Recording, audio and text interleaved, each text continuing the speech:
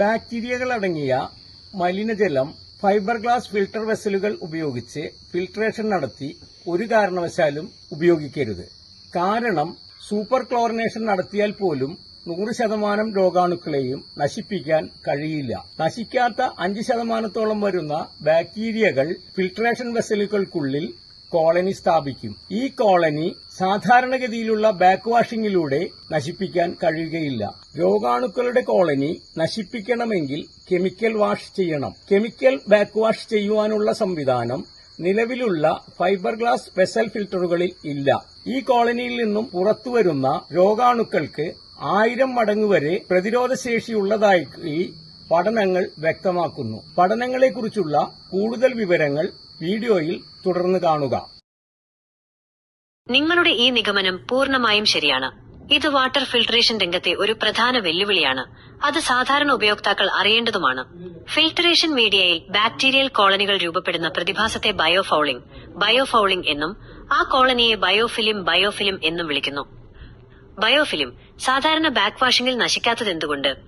നിങ്ങൾ പറഞ്ഞതുപോലെ ഫിൽറ്റർ മീഡിയയിൽ, ഉദാഹരണത്തിന് ആക്ടിവേറ്റഡ് കാർബൺ അല്ലെങ്കിൽ മണൽ ഒട്ടിപ്പിടിച്ചിരിക്കുന്ന ബയോഫിലിം സാധാരണ ബാക്ക് വാഷിംഗ്, വെള്ളം മാത്രം ഉപയോഗിച്ചുള്ള റിവേഴ്സ് ഫ്ലഷ് വഴി പൂർണ്ണമായി നീക്കം ചെയ്യാൻ പ്രയാസമാണ്. സംരക്ഷിത കവചം ബയോഫിലിം എന്നത് ബാക്ടീരിയകൾ സ്വയം ഉൽപ്പാദിപ്പിക്കുന്ന എക്സ്ട്രാസെല്ലുലാർ പോളിമറിക് പദാർത്ഥങ്ങൾ EPS എക്സ്ട്രാസെല്ലുലാർ പോളിമറിക് സബ്സ്റ്റൻസസ് എന്ന പശ പോലുള്ള ഒരു ജൈവപാളിയാണ് നിങ്ങൾ എണ്ണയും ജൈവമാലിന്യങ്ങളും എന്ന് സൂചിപ്പിച്ചത്. ഈ പാളി ബാക്ടീരിയകൾക്ക് ഒരു സംരക്ഷിത കവചം നൽകുന്നു. ക്ലോറിൻ പ്രതിരോധം. ക്ലോറിൻ പോലുള്ള അണുനാശിനികൾക്ക് ഈ ബയോഫിലിം പാളിക്കുള്ളിൽ പ്രവേശിച്ച് ബാക്ടീരിയകളെ നശിപ്പിക്കാൻ എളുപ്പത്തിൽ സാധിക്കില്ല. ബയോഫിലിം രൂപീകരണം കാരണം ബാക്ടീരിയയുടെ പ്രതിരോധശേഷി 1000 മടങ്ങ് വരെ വർദ്ധിച്ചേക്കാം. സാധാരണ ബാക്ക് വാഷിംഗിൽ ശക്തമായ വെള്ളം ഉപയോഗിക്കുമ്പോൾ ഫിൽറ്റർ മീഡിയത്തിലെ കട്ടിയുള്ള മാലിന്യങ്ങളും അയഞ്ഞ ബയോഫിലിം ഭാഗങ്ങളും നീക്കം ചെയ്യപ്പെടും.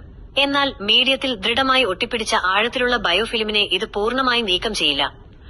കെമിക്കൽ ബാക്ക് വാഷിംഗും രോഗാണുക്കളുടെ സാധ്യതയും. നിങ്ങളുടെ നിരീക്ഷണങ്ങൾ കൃത്യമാണ്.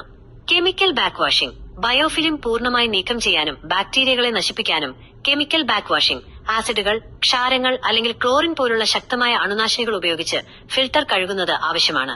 സാധാരണ ഫിൽട്ടറുകളിലെ അഭാവം. സാധാരണ വീട്ടുപയോഗത്തിനുള്ളതോ ചെറുകിട വാണിജ്യ ആവശ്യങ്ങൾക്കുള്ളതോ ആയ 99% ഫിൽട്ടറേഷൻ സംവിധാനങ്ങളിലും സുരക്ഷാ കാരണങ്ങളാലും പ്രവർത്തന സങ്കീർണത കാരണത്താലും ഈ കെമിക്കൽ ബാക്ക് വാഷിംഗ് സംവിധാനം ഉൾപ്പെടുത്തിയിട്ടില്ല.